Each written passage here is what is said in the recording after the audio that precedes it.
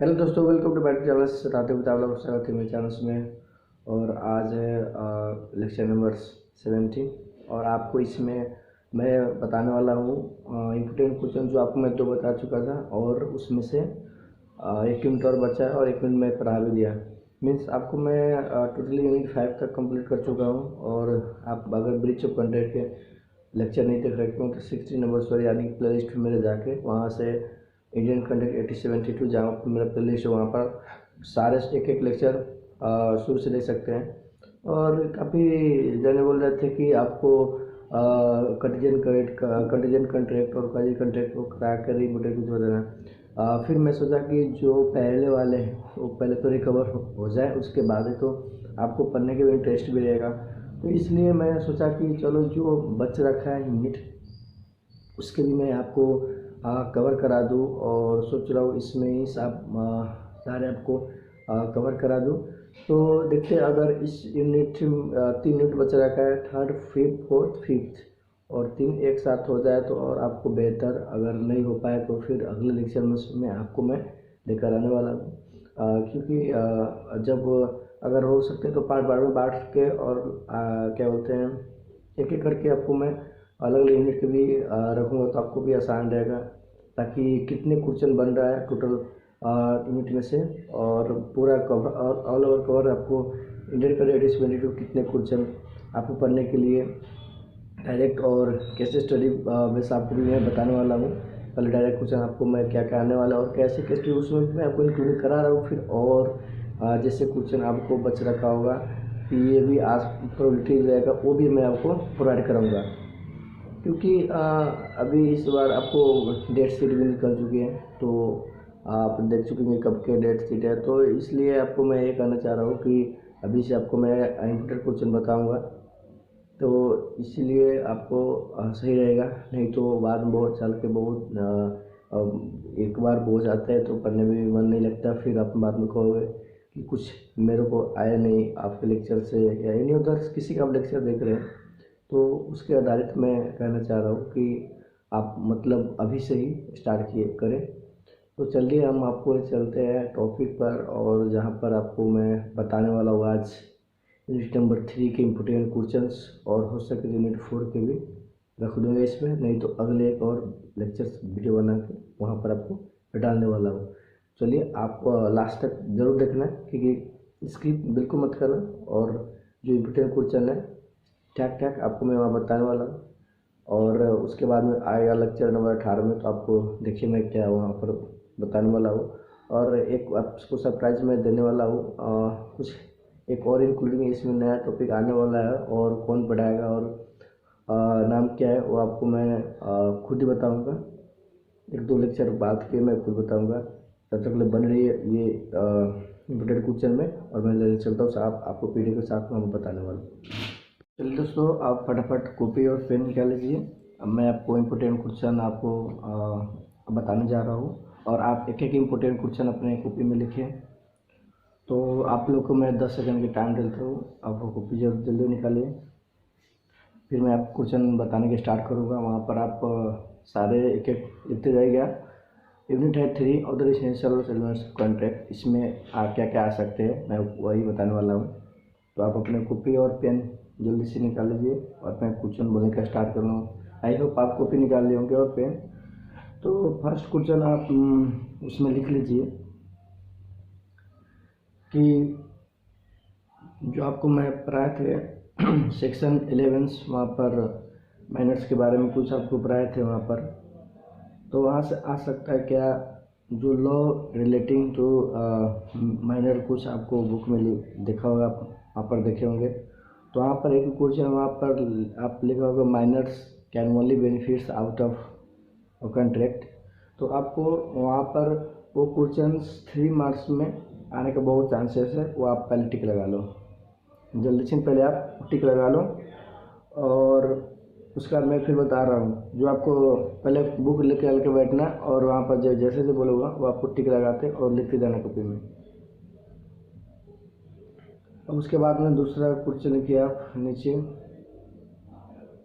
आप दूसरा लिखिए आपको क्या आने वाला है। दूसरा क्वेश्चन आपको आ सकता है हाँ कॉन्ट्रैक्ट नॉट डिस्क्वालीफाइड पर्सन, आप देख सकते हैं कॉन्ट्रैक्ट नॉट डिस्क्वालीफाइड पर्सन। आपको सेक्शन ये जो person of sound mind they रखा है उसके आगे आपको ये लिखा होगा। ये 3 मार्क्स में पूछने का बहुत चांस रहता है। आपको ये दूसरा प्रश्न होगा, ये भी आप जल्दी लिख लीजिए। दूसरा प्रश्न ये हो गया आपका। तीसरा मैं आपको बता रहा हूँ। तीसरा आपको ये जो आपको क्वेश्चन में बता रखा था, threat to commit detain to threat, ये जो आपको क्वेश्चन के बारे में बता रहे थे, मतलब धमकी दाग नहीं देना, तो ये लिख लीजिए। क्वेश्चन आते हैं डिफाइन क्वेश्चंस और क्वेश्चन की इफेक्ट क्या है। तो जो आपको ये जितने भी नीचे वो दे रखा है आपको, वो सारे आपको करना है। और वहाँ से आपको भी बेनिफिट मिलेगा कि यहाँ की क्या क्या, जैसे कि स्टडी मटेरियल इंपोर्टेंट दे रखा है तो पूरा लिखना पड़ेगा आपको। फिर उसका प्रोविज़न, और उसके बाद में हो गया क्या, जो आपको क्या बोलते हैं इफेक्ट है नीचे दे रखा, वो लिखना पड़ेगा आपको। ये क्वेश्चन आपको बता दे रहा हूँ, पूछता रहता है कि कितने मार्क में आएगा। तो दोस्तों ये क्वेश्चन आएगा तो आपको कभी 4 में होता है, कभी 6 मार्क पूछे जाते हैं। तो मिनिमम बोलो काफ़ी ज़्यादा करके 6 मार्क्स में ही आते हैं। तो प्लीज़, और जितने उसका पार्ट जो कंसेंट का था ना, पार्ट फ्री कंसेंट बोला कि जब फ्री होने के लिए क्या क्या नहीं होना चाहिए, क्वेश्चन नहीं होना चाहिए, अनडिफ्लुएंस, फ्रॉड और मिस रिप्रेजेंटेशन और मिस्टेक, ये सारे आपको उसी में उस क्या बोलता है ये एक एक यानी कि मीन्स 5 आपको पढ़ना पड़ेगा। 15 सेक्शंस हो गया, 16 अनडिफ्लुएंस हो गया, 17 फ्रॉड हो गया, सेक्शन 18 क्या हो गया मिस रिप्रेजेंटेशन हो गया, और 20, 21, 22 मिस्टेक हो गया। तो मिस्टेक मतलब नहीं पूछना हो तो बात नहीं कर सकते, बट इम्पोर्टेंट आपको ये 4 से ज़्यादा हो गया, और वो भी आपको पढ़ के जाना। उसमें भी काफ़ी ज़्यादा नहीं मिस्टेक को मिस्टेक ऑफ फैक्ट, मिस्टेक की डिफिनेशन क्या है और क्या क्या मिस्टेक यूनिट होता है, बायोटिक मिस्टेक होता है, यही आपको वहाँ पर दे रखा है, आप ज़रूर देखना। और उसके बारे में बता रहा हूँ आपको क्या क्वेश्चन आ सकते हैं। ये आपको इतना हो गया।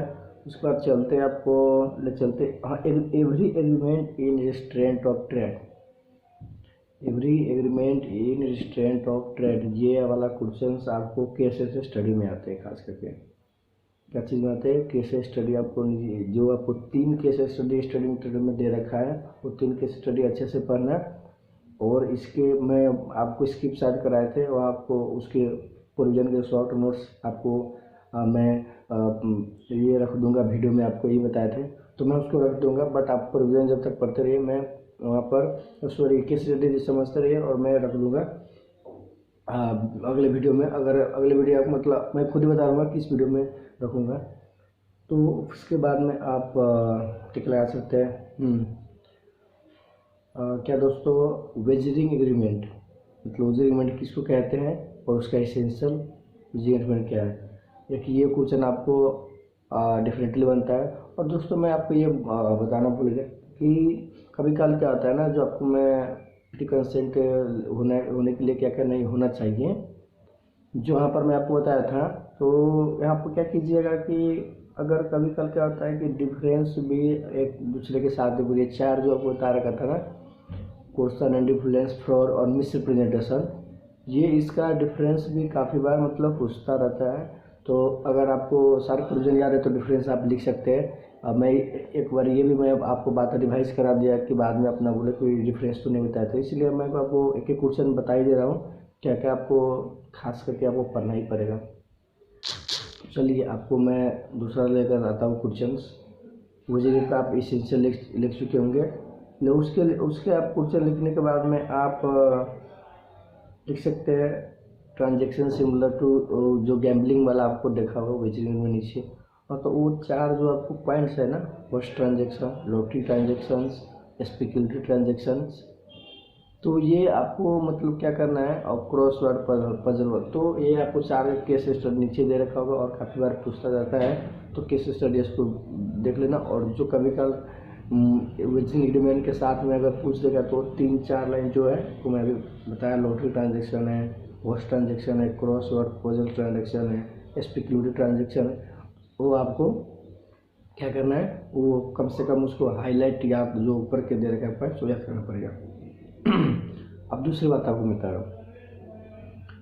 उसके बाद में आपको आ गया वेजरिंग एग्रीमेंट और क्या बोलते हैं कॉन्ट्रैक्ट ऑफ इंश्योरेंस में क्या डिफरेंस है।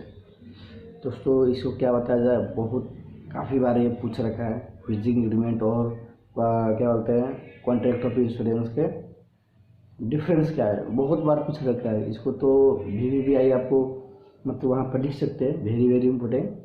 क्योंकि मैं भी सजेशन पेपर जब एग्जाम देता तो पिछले बार देखा था तो ये सब बहुत सारे देखने की क्वेश्चन बहुत बार रिपीटेड मिला था। तो जो रिपीटेड क्वेश्चन है उसको तो आपको याद करना ज़रूरी है।